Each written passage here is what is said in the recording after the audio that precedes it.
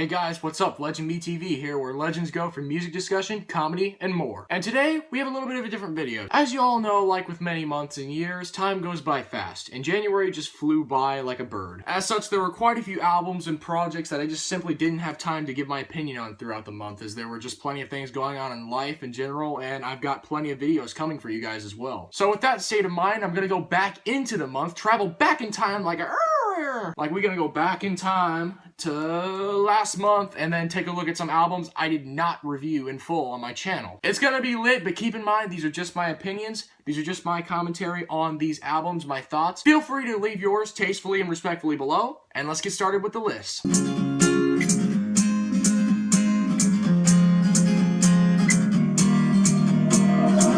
This New Moon Taxi record, it's a bit unfortunately on the overproduced side. It's a bit on the safe side, but still, in general, I find this record pretty enjoyable. It isn't amazing, but the production has this cool, sugary, sweet rock pop coating on it, and the vocalist does have some soul and energy to him. Honestly, really like this vocalist here. Like I said, though, the songs are a little by the numbers, and I just expected a little bit weirder of an album from a band with a weird and unique title like Moon Taxi, but anyways, oh well. I mean, it's a decent record. Getting a decent to strong 6 out of 10.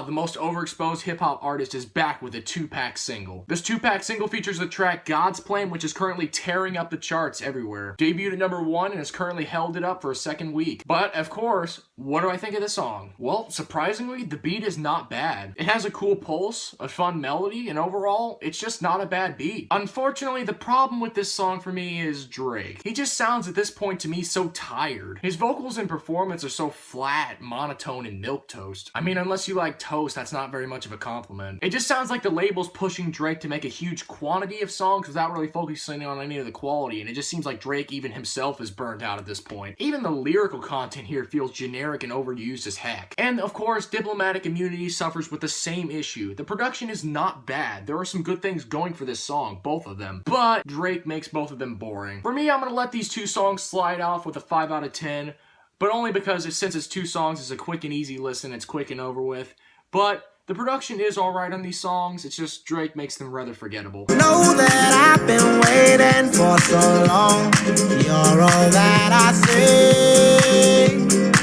I really do respect this record. It's a fun, upbeat rock record. The vocalist has some real potency and energy, and I definitely respect that a lot. Sadly, if I'm honest, the riffs here seem kind of generic, and the guitars, I would have loved them more if they were more in front of the mix, or just more potent, or just more interesting, or even more soft if they were trying to go for a more softer rock sound. But that's not how this record goes. Sadly, we just get this rather crushy, rather percussion-heavy sounding mix, which does not suit this band well in my opinion. Luckily, the vocalist is pretty fun. Overall, light 6 out of 10. I can't stop this feeling, no, it's taking over me.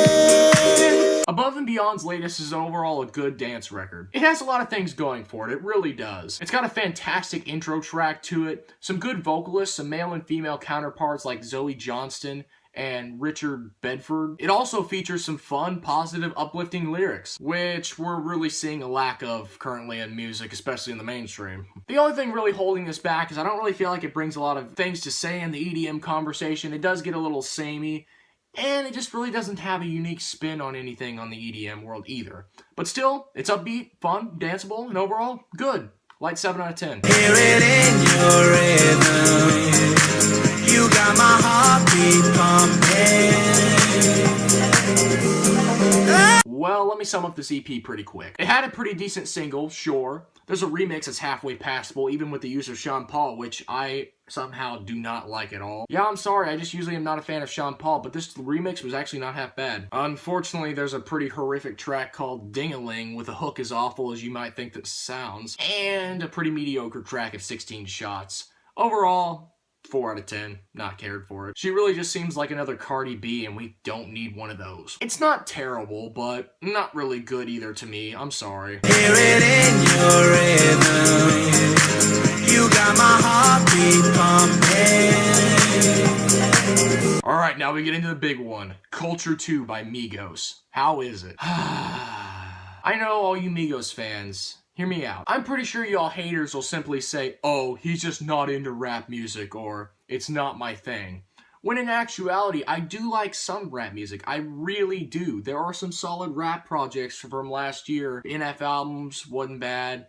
Kendrick Lamar's Damn, of course, and others, but this, in my opinion, just isn't really quality rap. There's way too many generic, overused, cliche rhymes and themes here, with examples like Walk It Talkie repeating that hook a nauseating number of times, yuck. And BBO featuring 21 Savage just seems at this point just so overdone. Like, brag rap in general just gets old for me because there's just nothing to add to the conversation.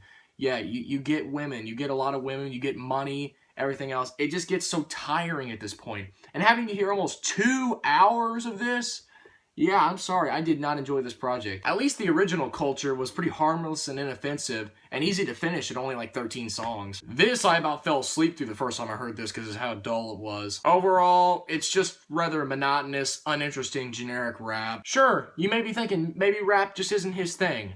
Well, I don't even see the appeal in this kind of marketing for rap. Like, I wish more rappers would break into the mainstream with some actual swell, some interest, some firepower, but this, no thanks. And I definitely do not see the appeal of like over half of this album being on the top 100 songs of this week. Sorry for me, like 3 out of 10, don't really care for this at all. But hey, it is just my opinion, and I was trying to be as nice as possible, as I am a rather optimistic critic, but to me, just sorry, it's not my thing. Anyways, subscribe to my channel if you enjoyed this fast style review of a bunch of albums and projects from artists that I did not cover this month in January.